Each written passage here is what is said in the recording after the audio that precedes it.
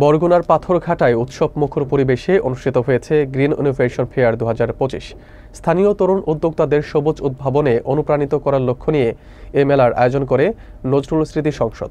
সহযোগিতায় ছিল action aid Bangladesh. বিস্তারিত থাকছে নাজমুল ইসলাম সৈকতের প্রতিবেদনে।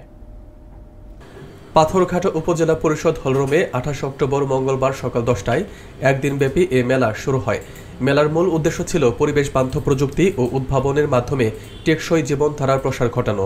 অংশগ্রহণকারী তরুণরা তাদের উদ্ভাবিত বিভিন্ন পণ্য ও প্রকল্প প্রদর্শন করেন। অনুষ্ঠানে প্রধান অতিথি হিসেবে উপস্থিত ছিলেন পাথরঘাটা উপজেলা বিএনপির আহ্বায়ক চৌধুরী মোহাম্মদ ফারুক। বিশেষ অতিথি হিসেবে উপস্থিত ছিলেন সংকল্প ট্রাস্টের পরিচালক মির্জা শহীদুল ইসলাম খালেদ। এ সময় নজরুল স্মৃতি সংসদ এর নির্বাহী পরিচালক শাহাবুদ্দিন পান্না বলেন, এই মেলার মাধ্যমে তরুণদের উদ্ভাবনী চিন্তা ও বাস্তব প্রয়োগের সুযোগ তৈরি হয়েছে। আমরা চাই এই প্ল্যাটফর্ম থেকে ভবিষ্যতের সবুজ উদ্যোক্তারা উঠে আসুক। দিনব্যাপী আয়োজিত এই মেলায় স্থানীয় তরুণ, শিক্ষার্থী, উন্নয়ন কর্মী, সাংবাদিক ও সাধারণ মানুষের উপস্থিতি ছিল। লাউ আছে, লাউ শাক, তারপরে পেঁপে গাছ, তারপরে কুচ আছে, ঢেঁড়স, এছাড়াও আরো অনেক রকমের শাকসবজি চাষ করি। অ্যান্ড এগুলো হলো আমরা একদম কোনো রকমের সার ইউজ করি না। আমি এই পরিবেশ বান্ধব কাগজের কলম নিয়ে কাজ করছি।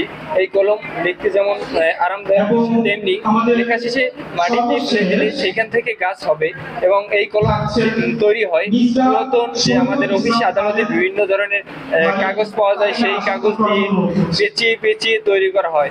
আজকের এই অনুষ্ঠানটা আমার শারীরিকভাবে খুব ভালো লেগেছে, কারণ হচ্ছে এখানে বেশ কিছু পয়েন্টের উপরে আলোচনা হয়েছে, যেটা আমাদের জন্য খুবই উপকারী এবং উপযোগী এবং খুবই প্রয়োজন। আমাদের অ্যাক্টিভিস্টরা বরগুনার একজাত তরুণরা এই উদ্যোগগুলো নিয়েছে এবং ছোট ছোট পরিসরে তারা যে উদ্যোগগুলো নিয়েছে সেগুলো আজকে ভিজুয়াল ডেমনস্ট্রেশনের মধ্য দিয়ে তারা শোকেজিং করেছে এবং এই শোকেজিংয়ের মধ্য দিয়ে আমরা এখানে একটু জানার চেষ্টা করেছি বা সবার সাথে একটু নলেজ শেয়ারের চেষ্টা করেছি এবং একই সাথে আমরা অন্যান্য যে ডিপার্টমেন্টগুলো রয়েছেন তাদের সাথে একটা লিঙ্কেজ তৈরি করার চেষ্টা করছি, যার মধ্য দিয়ে তারা কি করতে পারে, তাদের পণ্যটা তারা বাজারে ডিসেমিনেট করতে পারে এবং অন্যান্য দপ্তর থেকে যদি কোনো আর্থিক প্রণোদনা পাওয়ার সুযোগ থাকে সেই জায়গাগুলো নিয়ে মূলত আমরা কাজ করি। তারা প্লাস্টিকের বিপরীতে কাপড়ের ব্যাগ তৈরি করছে, তারা পরিবেশ বান্ধব কলম তৈরি করছে, তারা ছোট ছোট কৃষি উদ্যোগ গ্রহণ করছে।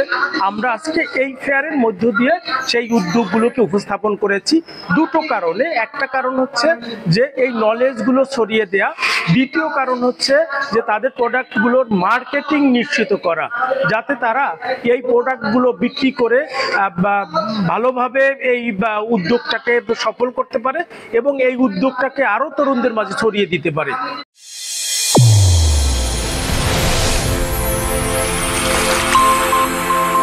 চ্যানেল A1 হৃদয়ের স্পন্দন।